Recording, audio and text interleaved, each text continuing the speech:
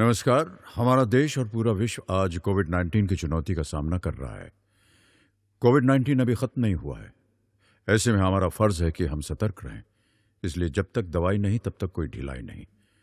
Corona से बचाव के लिए जरूरी है नियमित रूप से हाथ धोना, मास्क पहनना और आपस में उचित दूरी बनाए रखना। याद रखिए, 2 गज दूरी मास्क है जरूरी।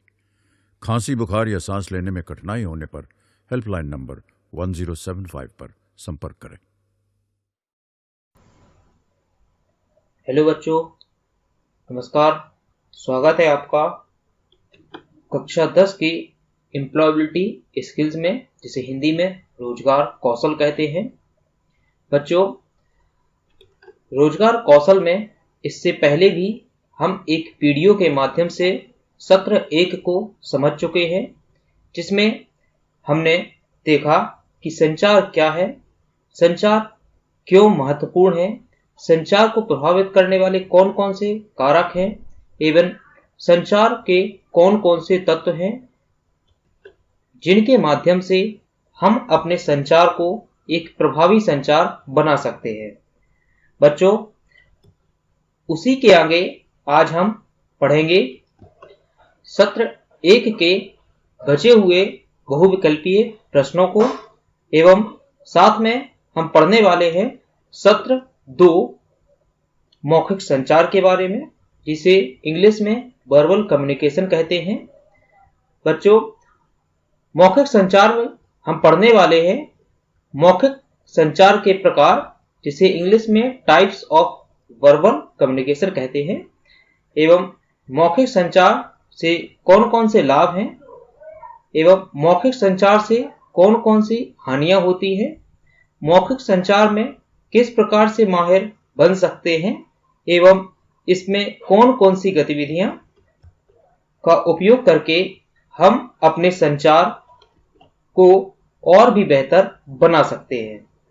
तो चलिए शुरू करते हैं आज सत्र 1 के बहुविकल्पीय प्रश्नों के साथ। इससे पहले मैं आपको बता दूं कि यदि आपके पास रोजगार कौशल की बुक उपलब्ध नहीं है तो आप एड्रेस बार में www.vimmers.mp.gov.in एड्रेस टाइप करके एंटर करें। जैसे ही आप एंटर करेंगे, आपके सामने कुछ इस प्रकार का पेज ओपन होगा। इसमें आपको नीचे की ओर जाना है और यहाँ पर आप देखेंगे व्यावसायिक पाठ्यक्रम की पुस्तकें डाउनलोड करने हेतु यहाँ क्लिक करें लिखा हुआ है, जिस पर हमें माउस से क्लिक करना है।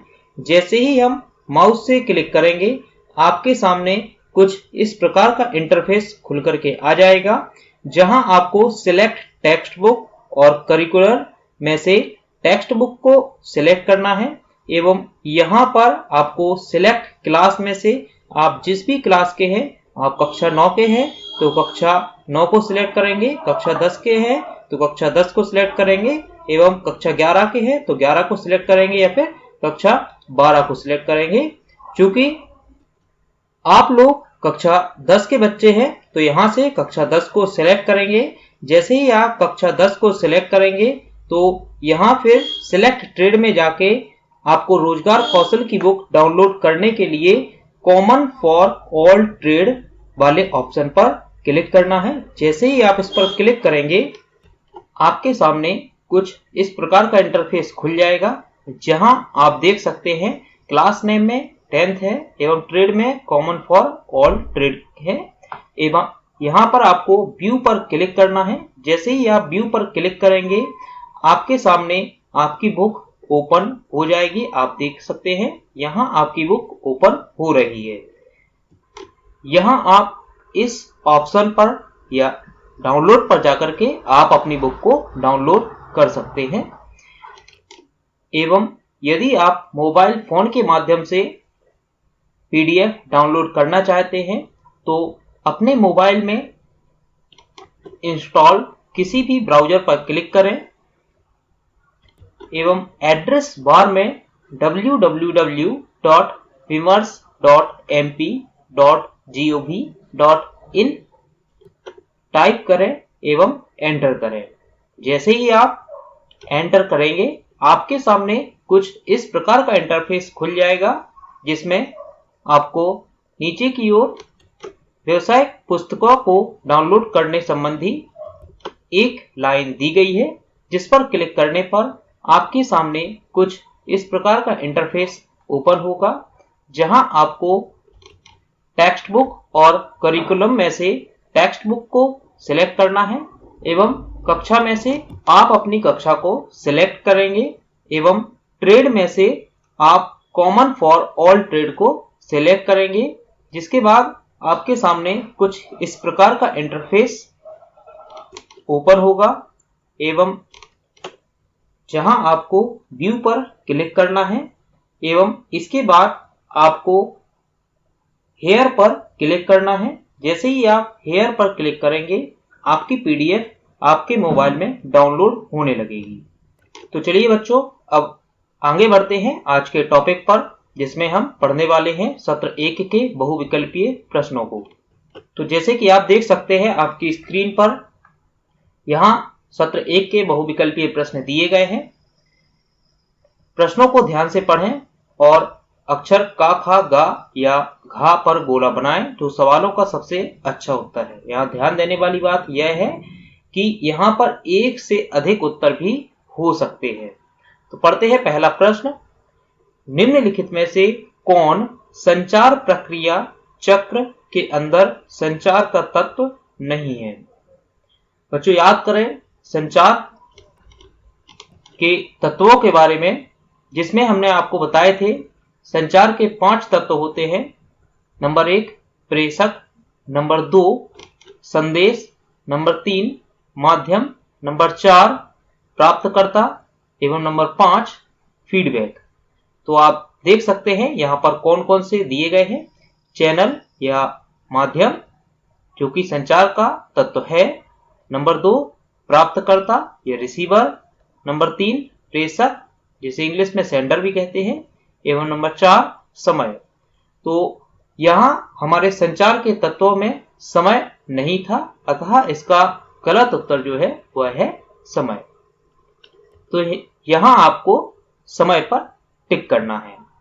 इसके बाद दूसरा प्रश्न, आपको कार्यस्थल पर छुट्टी के लिए आवेदन करने की आवश्यकता है। आप संचार की कौन सी विधि उपयोग करेंगे? बच्चों, जिस जगह आप काम करते हैं यदि आपको छुट्टी चाहिए तो आप किस प्रकार से वहां एप्लीकेशन देंगे, इसके बारे में आपको बताना है। जैसे ईमेल के माध्यम से या पोस्टर चिपका करके या फिर समाचार पत्र से या फिर ब्लॉग से। तो इसका सही उत्तर है का, ईमेल के माध्यम से। अब आगे आते हैं अपने तीसरे प्रश्न पर, जिसमें कहा गया है प्रेषक अपने संदेश किस तरीके से भेज सकता है। जो प्रेषक है वह अपने संदेशों को किस प्रकार से भेज सकता है?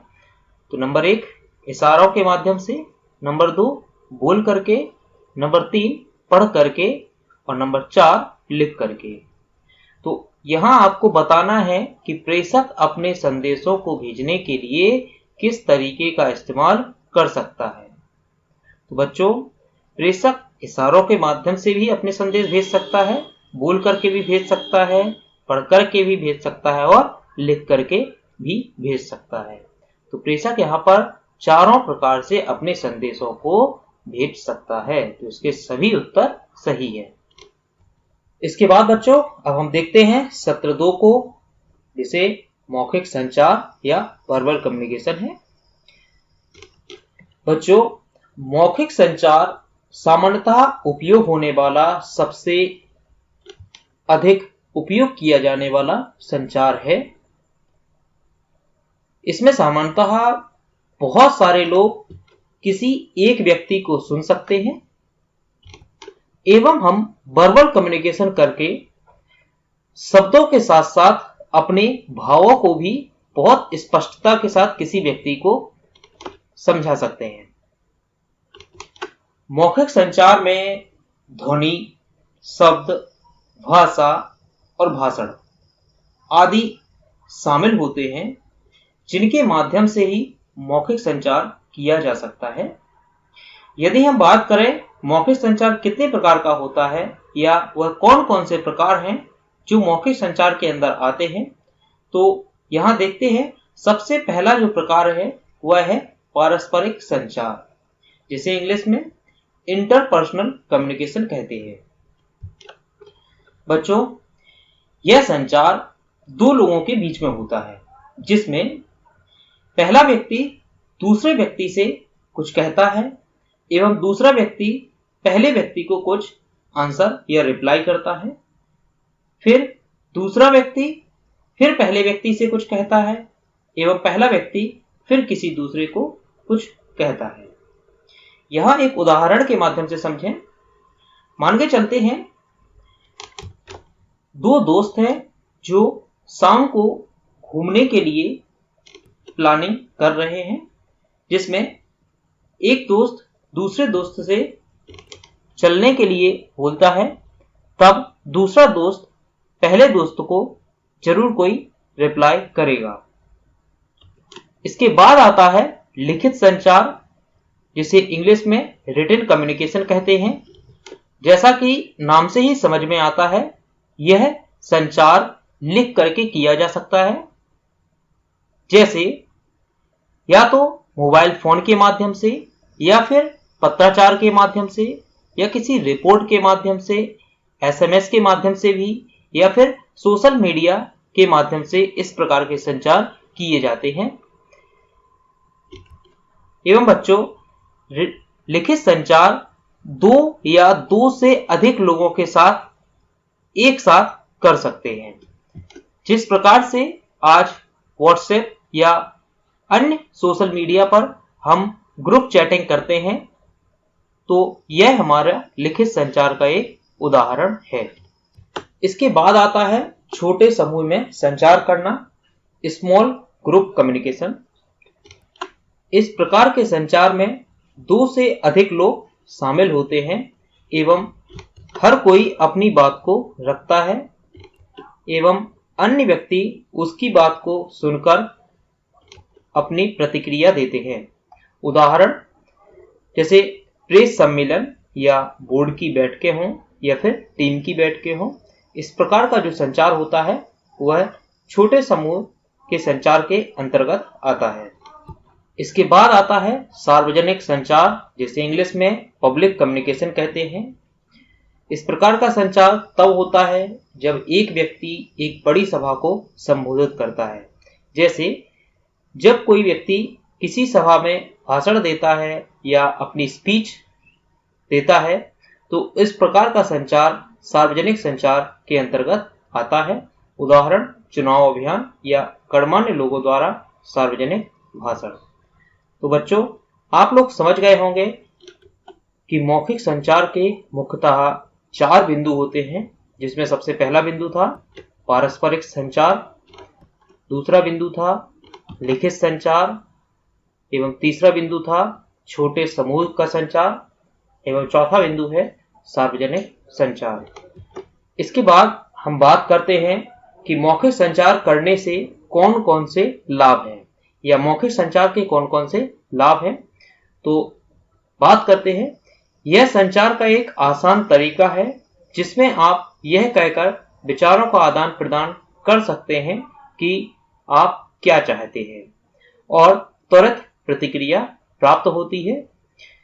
मौखिक संचार आपको दूसरे व्यक्ति की प्रतिक्रिया के अनुसार अपनी बातचीत को बदलने में भी सक्षम बनाता है।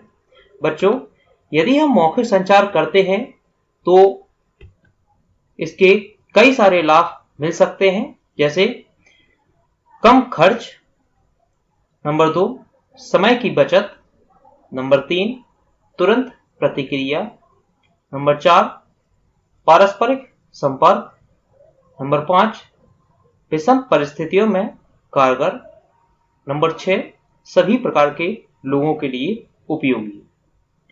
एक एक करके इनको समझते हैं।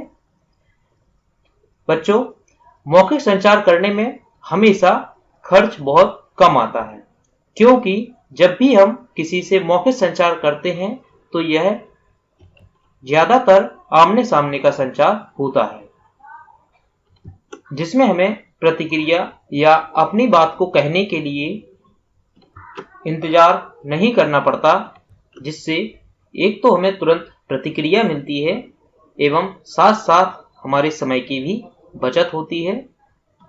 इसी के साथ यह विषम परिस्थितियों, जैसे यदि आज हमें अपने से हजारों किलोमीटर दूर बैठे हुए किसी व्यक्ति से बात करनी है, तो इसके लिए हम ईमेल या किसी अन्य सोशल मीडिया प्लेटफॉर्म का उपयोग करके मौखिक संचार कर सकते हैं।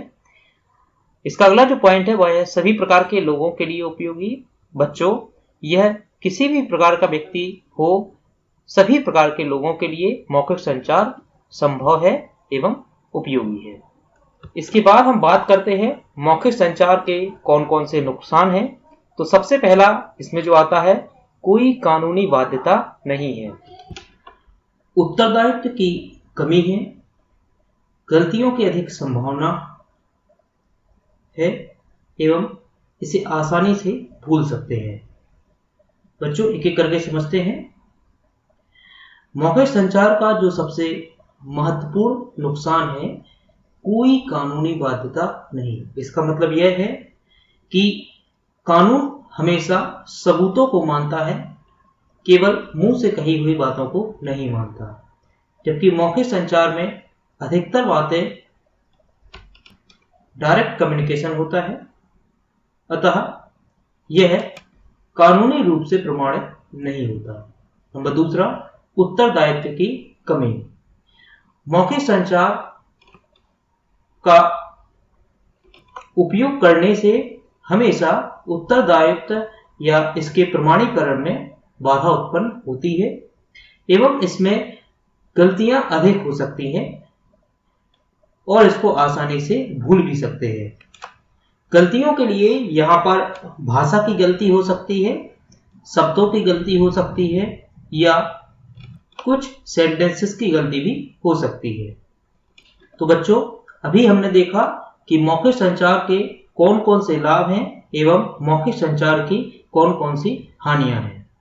इसके बाद अब हम पढ़ने वाले हैं मौखिक संचार में किस प्रकार से माहिर बन सकते हैं। तो देख लेते हैं। तो देखिए बच्चों, आपकी पुस्तक में बताया गया है कि ज्यादातर बच्चे क्या करते हैं, यदि अपने अध्यापक या पर्यवेक्षक या प्रबंधकों से बात करते हैं तो वो बात करते हुए घबराने लगते हैं।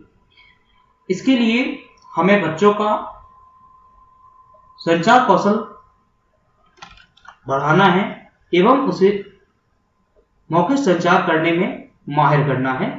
तो इसके लिए हमें कुछ बिंदुओं को देखना है यहाँ पर कि आपको मौखिक संचार करते समय किन किन बिंदुओं का विशेष ध्यान रखना है।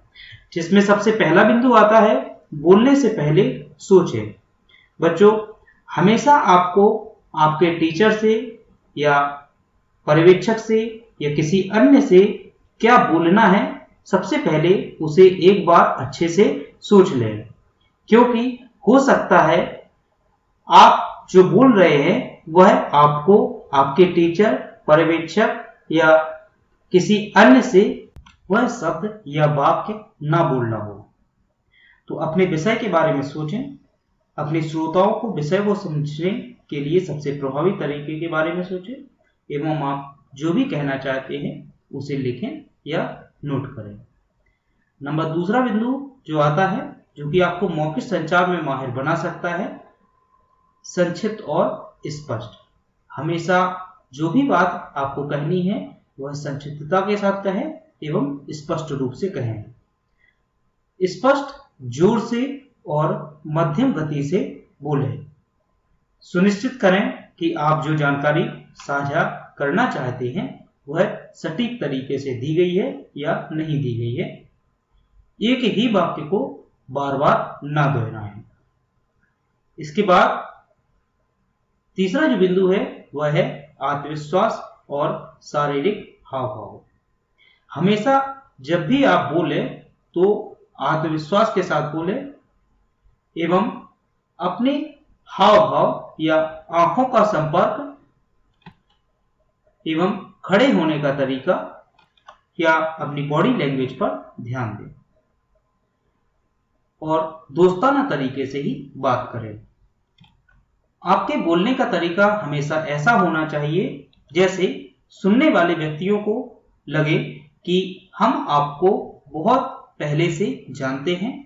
यदि आप इस प्रकार से बोलते हैं तो निश्चित रूप से यहाँ आप मौखिक संचार में माहिर बन सकते हैं और आप एक प्रभावी संचार कर सकते हैं।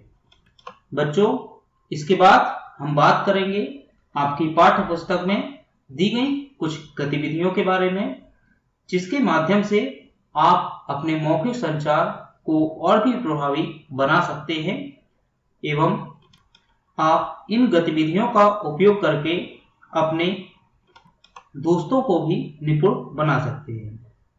तो आइए देखते हैं गतिविधि नंबर 1, जिसमें आपको आवश्यक सामग्री चाहिए नोटबुक एवं पेन।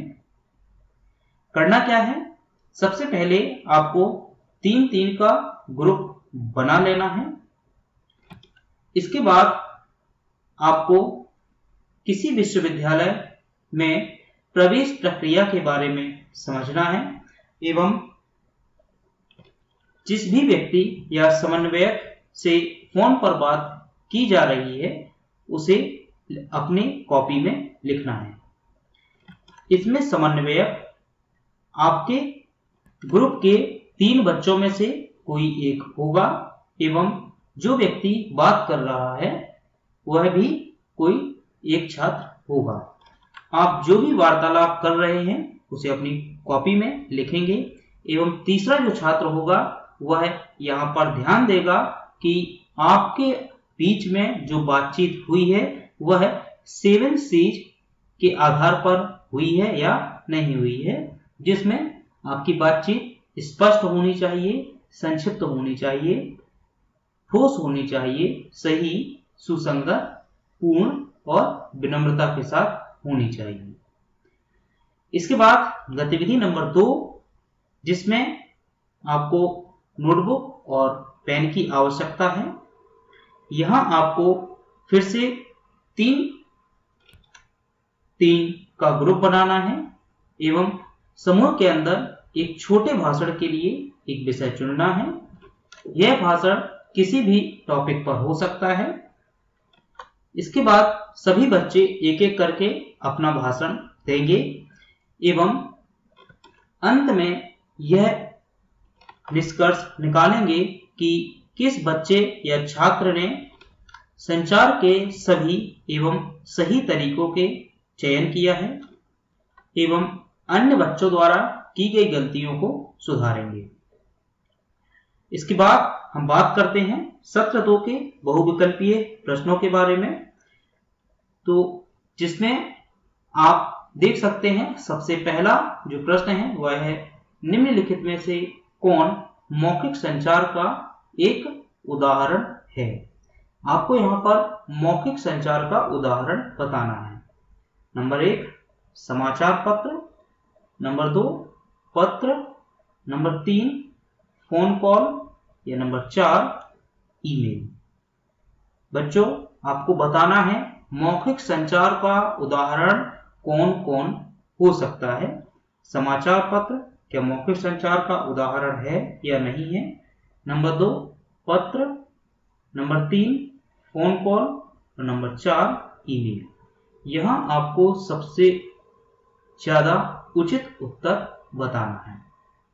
तो बच्चों, इसमें सबसे जो अधिक और सबसे सही जो उत्तर है वह है फोन कॉल, जो कि मौखिक संचार के माध्यम से किया जाता है। दूसरा बिंदु है मौखिक संचार के लिए हमें किस प्रकार के शब्दों का उपयोग करना चाहिए। नंबर 1 परिवर्णी, नंबर 2 सरल, नंबर 3 तकनीकी, नंबर 4 शब्द चयन। बच्चों, हमें हमेशा मौखिक संचार या किसी भी प्रकार का संचार हो वहां पर सरल शब्दों का उपयोग करना चाहिए। इसके बाद यदि हम तीसरे क्वेश्चन की बात करें तो आता है हम ईमेल का उपयोग क्यों करते हैं। नंबर 1, एक ही समय में कई लोगों के साथ संवाद करने के लिए। नंबर 2, दस्तावेजों और फाइलों को साझा करने के लिए। नंबर 3, वास्तविक समय में एक दूसरे से बात करने के लिए। नंबर 4, संचार का रिकॉर्ड रखने के लिए। तो आपको बताना है कि ईमेल का उपयोग क्यों किया जाता है। सबसे पहले तो आप लोगों को पता होगा ईमेल का पूरा नाम क्या होता है। इलेक्ट्रॉनिक मेल, या हिंदी में कहें इलेक्ट्रॉनिक संदेश। तो यहाँ इसका जो उत्तर है वह ख नंबर का है, दस्तावेजों और फाइलों को साझा करने के लिए। इसी के साथ हमारी आज की क्लास समाप्त होती है। कल फिर से एक नए वीडियो में आपसे मुलाकात होगी जिसमें मैं आपको पढ़ाऊंगा गैर मौखिक संचार। धन्यवाद। किशोर अवस्था संबंधित समस्याओं के परामर्श हेतु समर्पित उमंग किशोर हेल्पलाइन के टोल फ्री नंबर 144225 पर संपर्क करें।